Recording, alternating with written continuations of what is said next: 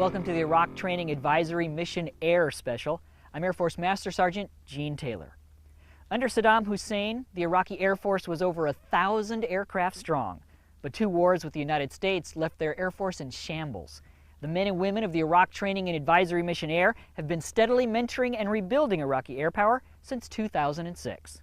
It's a long and storied history with thousands of air advisors who've come through here to help the Iraqi Air Force rebuild their capabilities, and the Army Aviation Command as well, now that they're separate. And if you look at where they started, with only a few hundred airmen, building over 70 airplanes and over 90 helicopters in just a short period of time, it's pretty amazing. Today, Iraq has over 170 aircraft, more than 5,000 airmen, and another 2,500 Army aviators, and is gaining in size and abilities every day. Let's look at some of their accomplishments and Iraq's future air power plans as we prepare to withdraw U.S. military forces by December 31st. The Iraqi Army has over 90 helicopters, ranging from Russian-made Mi-17s to American-made Hueys and Bell 407s. Their fleet at Taji Airfield operates independently, flying armed anti-terrorism missions day and night. They can now deliver a fairly significant package in any kind of mission they're doing. And they're running rocket mission by themselves. They're quickly establishing themselves as a capable force, independent of needing American help. During the Saddam era, safety wasn't a high priority when loading weapons. But today, after training under Air Force advisors, things are different. They're understanding that safety is priority. As in the past, they just like safety is all Americans. But now we're teaching them that safety is not just an American way, it's the way they should be doing it. We haven't had any incidents, in my tenure here.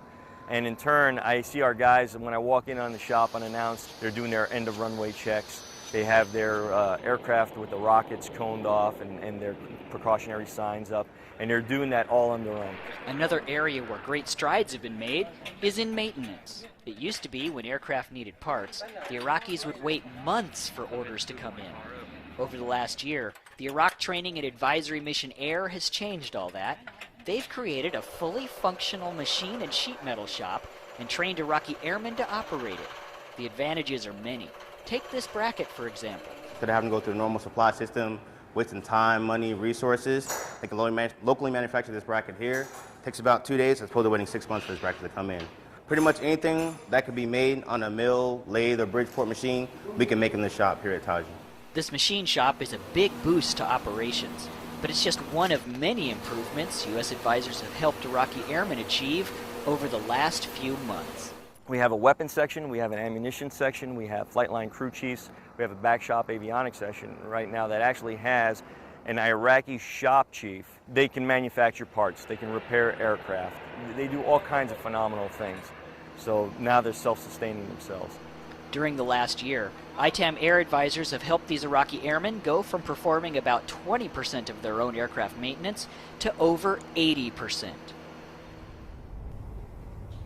At New Al-Matana Air Force Base, Iraqi airmen fly 2 different aircraft, an older model C-130 cargo plane and a King Air 350 that carries passengers or can perform surveillance missions. The C-130s were first flown here in 2006, and the squadron has been fully self-sufficient since September of 2009.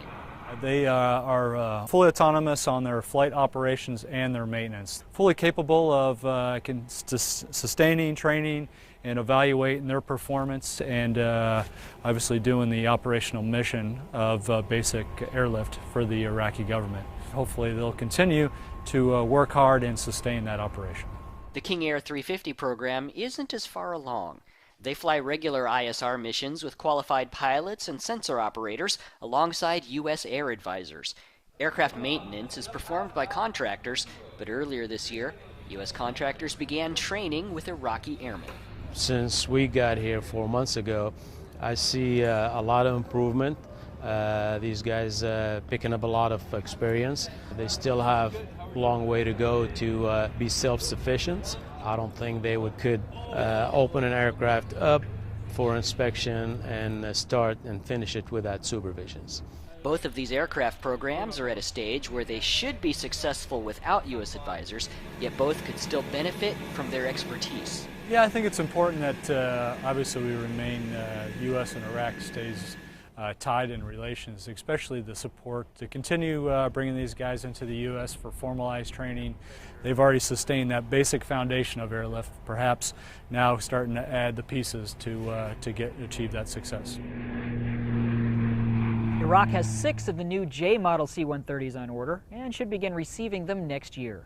But all these aircraft can't fly without pilots. When ITAM Air started building Iraqi air power, Iraqi pilots were trained by U.S. instructors. Now, the Iraqi Air Force is training their own pilots. 21 months ago, this flight line was empty.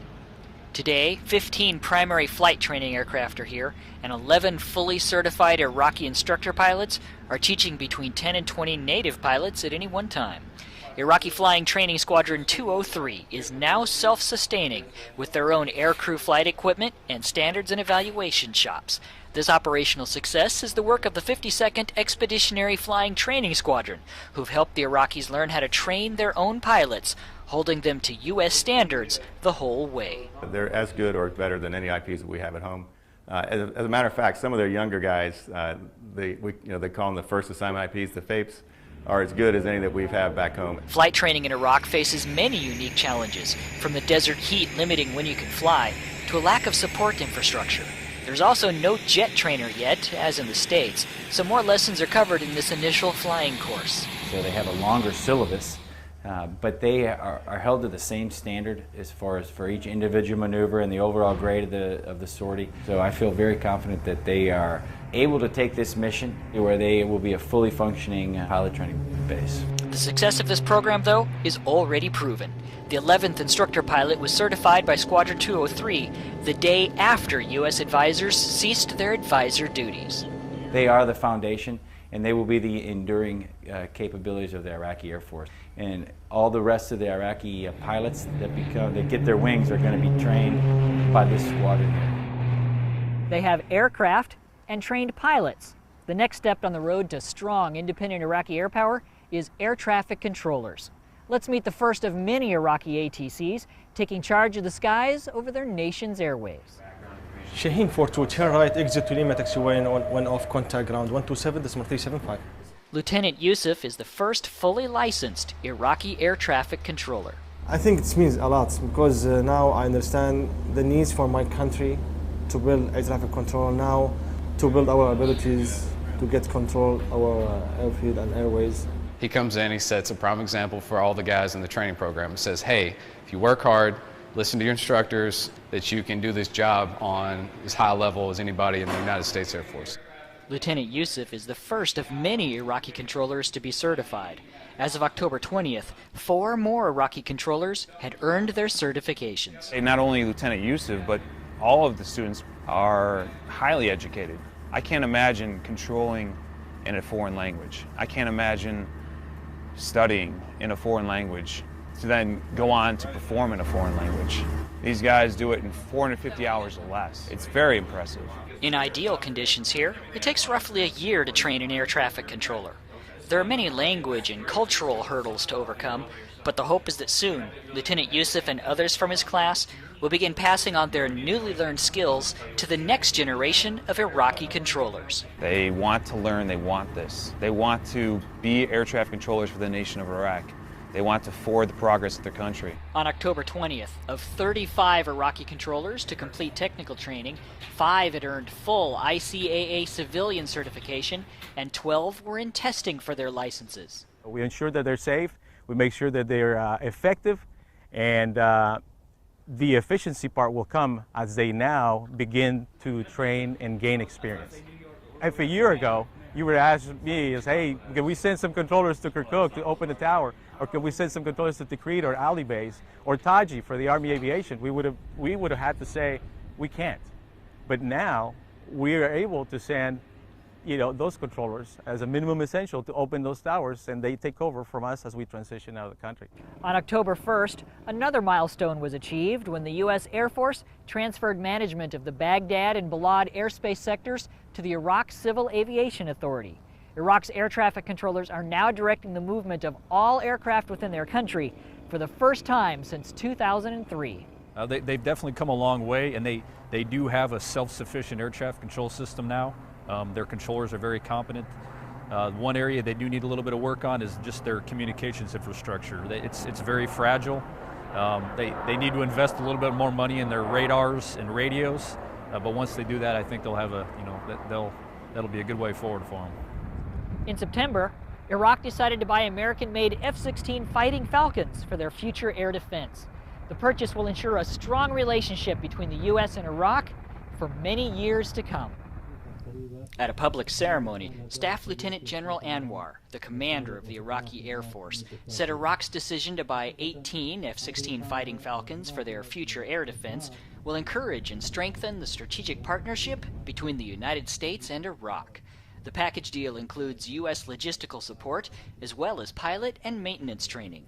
I think this is the one main issue to maintaining our strategic relationship between both countries through the F-16 because this aircraft is the best aircraft in the wide of the world.